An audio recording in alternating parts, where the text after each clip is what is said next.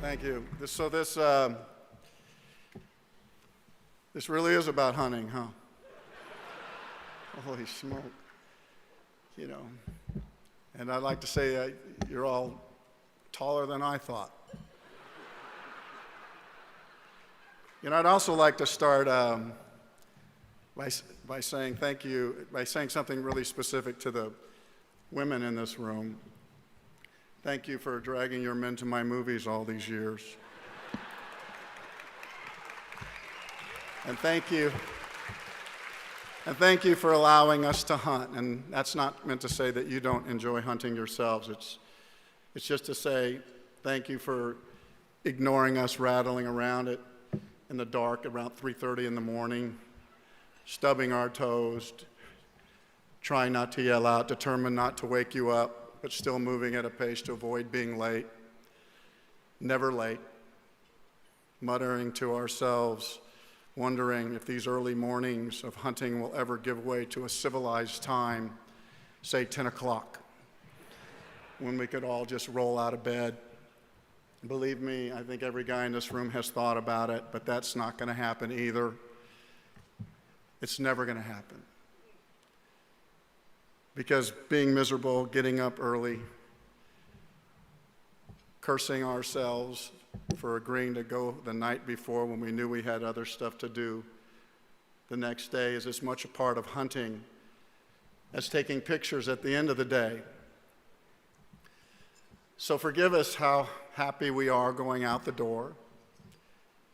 We know you must be shaking your heads, seeing us gather outside when it's still dark, shaking hands, dressed in camouflage that now not only covers our complete bodies, thanks to Johnny Morris, but our guns, our trailered ATVs, our thermos. Are we still the boys that you fell in love with? What you must think when you see us all dressed in orange, more comfortable in that than any suit or ridiculous tux. It's impossible to explain the joy we have at that moment, and the getting up part, for as painful as it is, always becomes kind of a distant memory. You know, the resumes in this room, my goodness, all these tables tonight, those of the who's who, the lives you managed to build when the odds were with you, and even more impressive when the odds were not. It's something that you can all be proud of for yourselves and for the lives you've carved out for your families. This is definitely a room, and not one I ever really saw myself standing in, quite honestly. The truth is, I stood a better chance of meeting your property managers, running from them as I had to often do, just trying to get a feel for what it must be like, just a taste of what it must be like to hunt in world-class ground. Land that not only looked the part, but delivered. This is a room that individually and collectively could move mountains, build a series of mighty bridges and reservoirs, superhighways, but instead gather here to protect and provide for a small bird that we intend to hunt till our old legs give out, the same as our beloved dogs. We will never be able to explain to a cynical world the early mornings, the stops at the Waffle House, that they're as much a part of the day as the hunt itself, that our gear, dirty and worn, is priceless. It's comforting and will hang on the wall long after we're able to walk the fields, long after we're gone. Our guns will pass lovingly into the hands of our sons and daughters. And when they bring it to their shoulders and they press it to their cheek against its worn stock, they'll feel us and they'll know the freedom that the outdoors provided, the space that our wives gave us to think, to commune. It's our jewelry box, and we gladly fill it and we knowingly will let it go. My grandmother gave me my first gun when I was 5. Her name was Tig. She was married at 14 to my grandfather, who was 19. They lived in Oklahoma, and they lost everything in the Dust Bowl when the banks closed their doors. But before that gun could pass into my hands, my mother had it in hers, and she said, absolutely not. It was a standoff between two strong women, enough to break up my birthday party, with me looking 3 feet below, looking up. But my grandmother, not wanting it to go any farther, she took the gun back from my mom and she held it up and she simply said, in her Oklahoma twang, that if he misuses it, you can take it from him. My mother agreed without a word, and my grandmother bent down and handed it to me. Those words spoken to my mother never left me, and neither did that BB gun.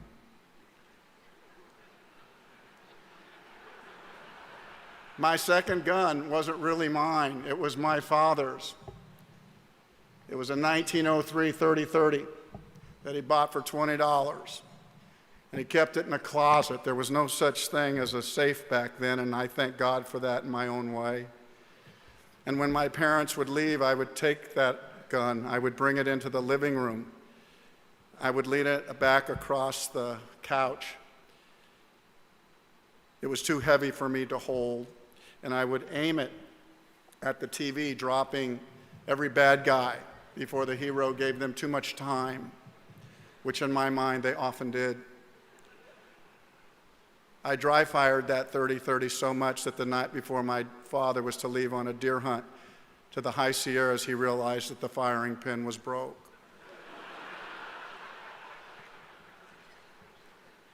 He knew it wasn't my mother,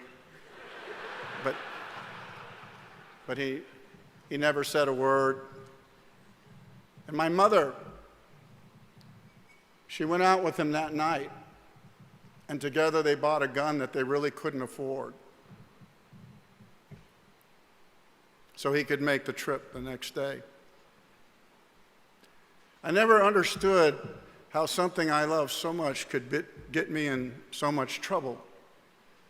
But that streak would continue with that gun, and I remember taking it to sharing day in kindergarten. I carried it to school. Nobody walked kids to school back then. I just drug it through the neighborhood. All I know is that I was told to bring our favorite thing, and that's what I did. I'm not sure what happened after that, but I remember being sent home with a note pinned on my shirt. I didn't know how to read, but came to know that if my parents wanted the gun back, they would have to come and get it themselves. I wasn't in trouble all the time, but I was in trouble a lot. I never saw that gun again until much later in my life. My next gun was a Benjamin pellet gun. It was the gun that really taught me how to hunt. You learn a lot when you only get one shot and you're hunting on someone else's property. It was passed down like most things I had, but that didn't matter. What mattered was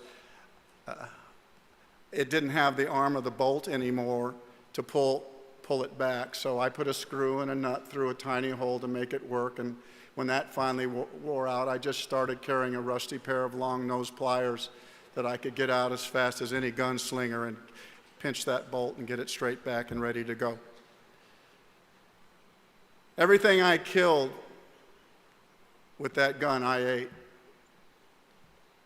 Every skin I took, I tried to sell at school. And that became as big a problem as the 30-30.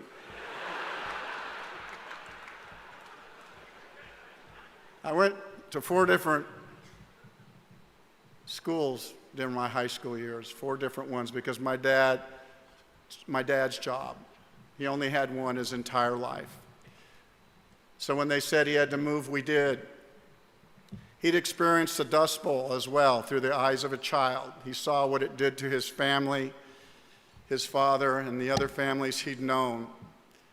It marked him forever in forming the choices that he made the rest of his life.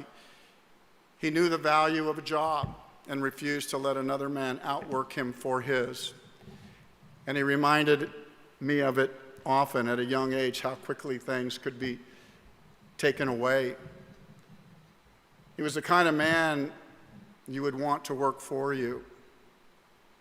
Other opportunities came to my father because of his work ethic, but he was always unsure. I'd hear my mother and him talk about them late at night when they thought we were asleep. But in the end, he would never risk what he had.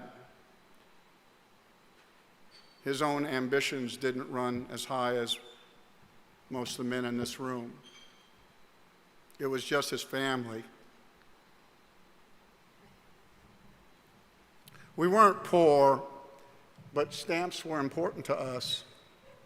And I would paste them with my mother. We saved and packaged nickels. For me, it was fun, but for her, it was real. Our economic standing was defined by the Sears catalog that we would pore over. Whatever we wanted seemed to be in there. Whatever we could afford was always the lowest letter. My brother and I would look at the A pool table, how big and nice it looked. We'd take a tape measure and realize we didn't have a room big enough or a house big enough for it. Then we'd look at the B and the C table. They would never be ours. It would always be out of reach. It would have to be the D pool table, the one that looked like a card table that you could fold up, that wasn't any good. We would never be an A family. Except the day my father bought my mother an A washing machine and dryer.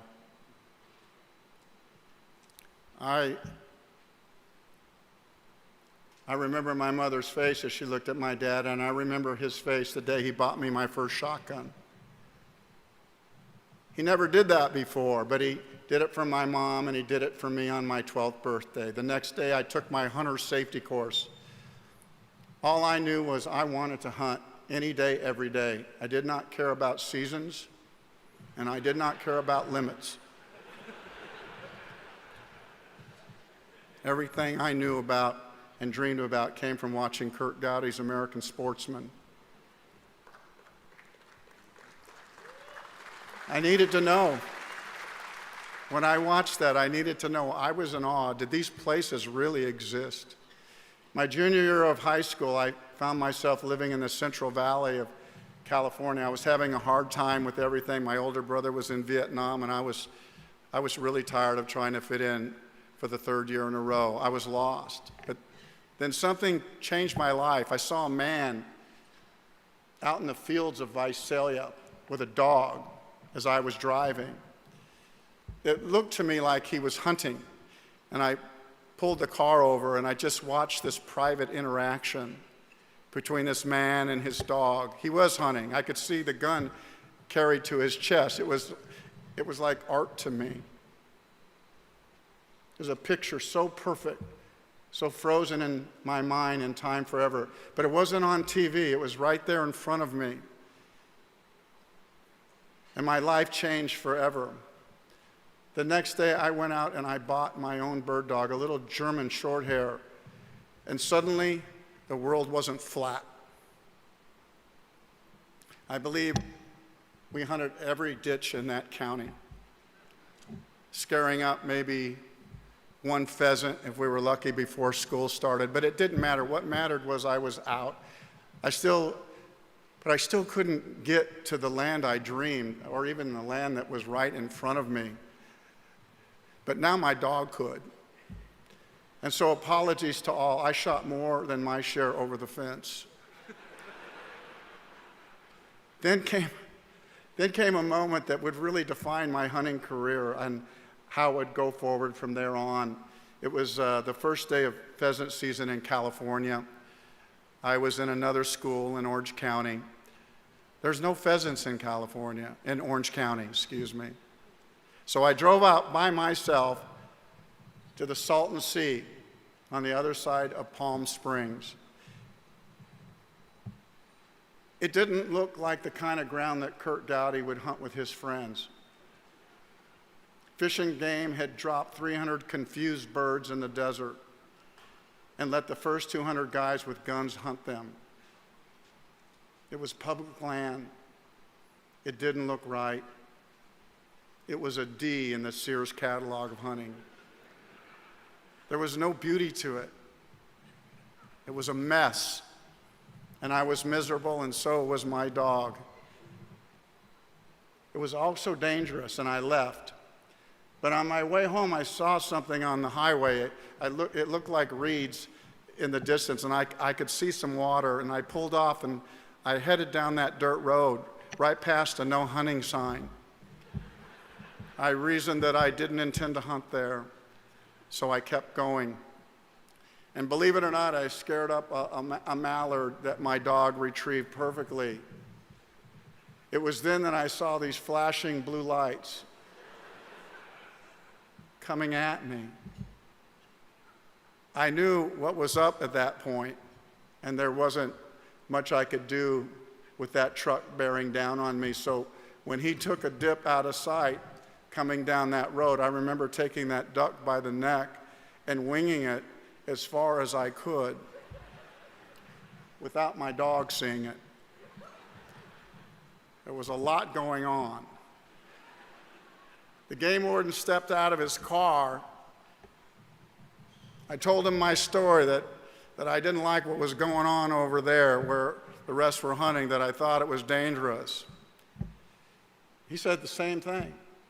He didn't like it either, and that's why he left.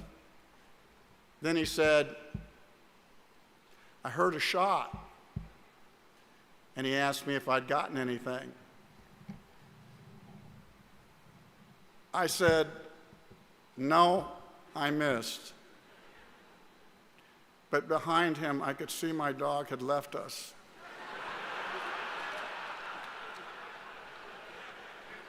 And he was hunting that bird. It was a slow death for me as I watched him go back and forth, everything we had worked on. And when I finally saw him catch the scent, I knew it wouldn't be long before his head would dip and he would come back up with that duck in his mouth, no doubt confused about how it got so far away from where he had dropped it. It didn't take long for him to cover the ground trotting back, but for me it was a lifetime before he walked in between us and he dropped it at my feet. There were no words, really. It was impossible for me to be mad at my dog as he looked up. I lost my gun that day, and I had to come back to court to get it. I had to cut school to get back there, and I found myself sitting in a row with a bunch of guys dressed in orange. They weren't hunters. You know what I mean? They weren't. The group around me all had handcuffs on them. All of us criminals there in a row, waiting to go before the judge. I could tell that one of them was looking at me. I was 17. I could feel him leaning out. And then he whispered, "What are you in here for? What did you do?" The rest were now looking at me as well. And I was tired of lying at that point and all the trouble that had caused me. So I just simply said, I killed a duck and they took my gun. For all I know, these men may have been there for murder. But there were enough laughs that caused the judge to look over. I never looked to my right or left again, but got the thumbs up from all of them as I walked out of court.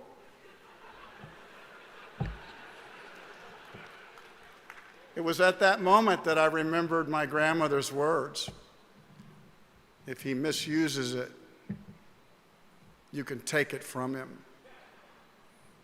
From that point on, I was determined that I would never have to run off land I was hunting, that I would take my father and my brother to the best places in the world if I was able. And I was blessed to be able to do that, to take them to the A places, to land that just looked like God intended it. But it doesn't last forever. My last hunt with my father was memorable. He couldn't walk the fields anymore. He could only block, and that didn't give us a chance to walk and talk so much of what hunting really is. So I asked the owner if we could go someplace by ourselves. He said there was an electric golf cart back at the lodge that we could take, and he'd seen some pheasants in the orchards, that it was okay to take him in. Of course, orchards are not where you normally hunt, but neither was a golf cart. And that's where we went. My father killed the first 4 he saw, and he did not just kill them, he rolled them. He never even let them get off the ground.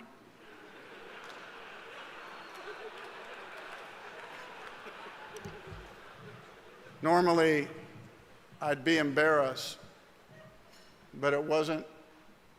But it was just us, and we were by ourselves, and so I let it go. And when we said goodbye at the airport, he looked at me and he said, "This was our last hunt, son."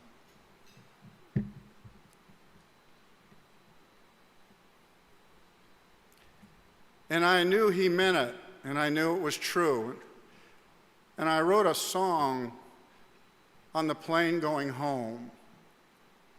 I risk playing it for you tonight, but I feel like I have a lot in common with this room, and hopefully you can help.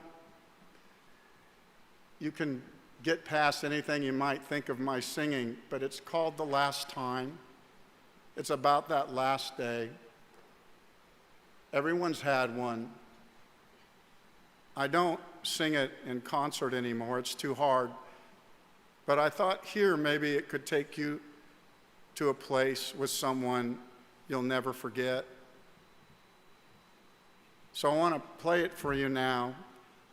And this is about my dad. So just about that day.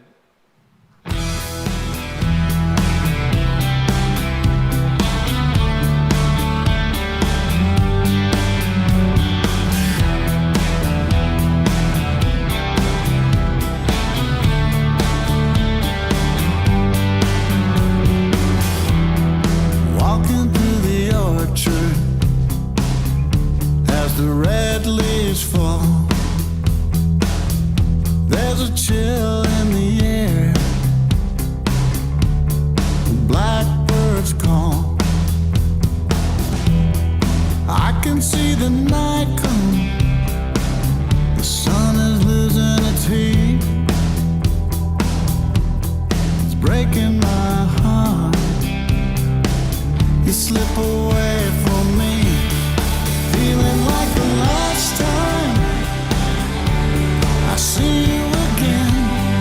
Feeling like the last time this could be the end. Having you close, getting the most of every moment with you. Feeling like the last time I see you again.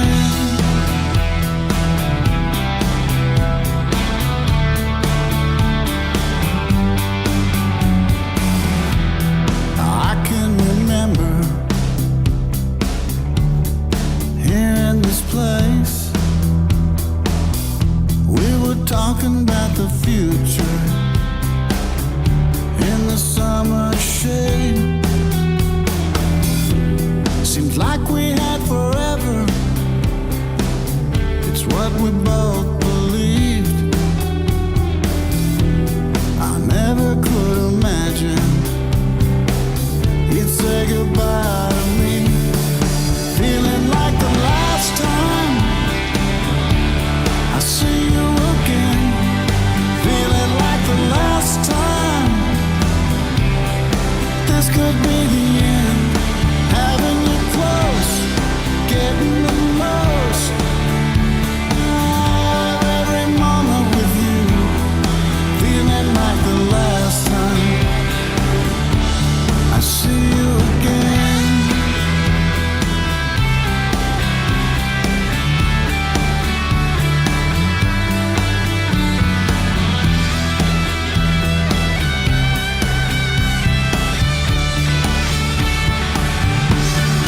Having you close, getting the most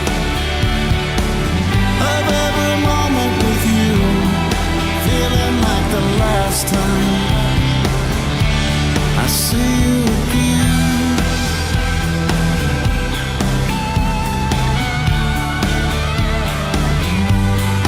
Feeling like the last time.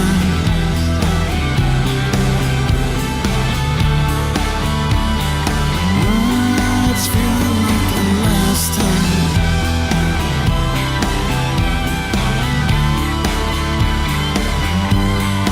Feeling like the last time.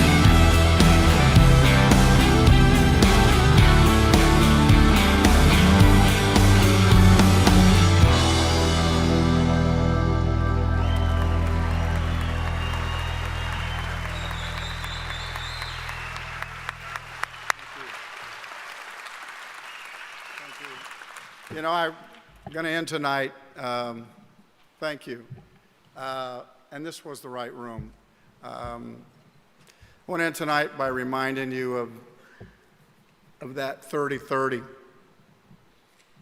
the one that wasn't really mine, the one that disappeared, the one that got me into so much trouble. Both my parents passed away 2 years ago. They were 93. They met in the 7th grade, so you can do the math on that one. But that gun that was once so heavy that I couldn't really hold on my own, the one I carried to school, passed into my hands. It came out of the attic. I won't say any more except to say that if you watch Yellowstone closely, you'll even see that that gun I was carrying in that field, the same one that goes in the scabbard on my horse, that's the very gun. So good night to you. Thank you. And thank this organization for what it does. God bless.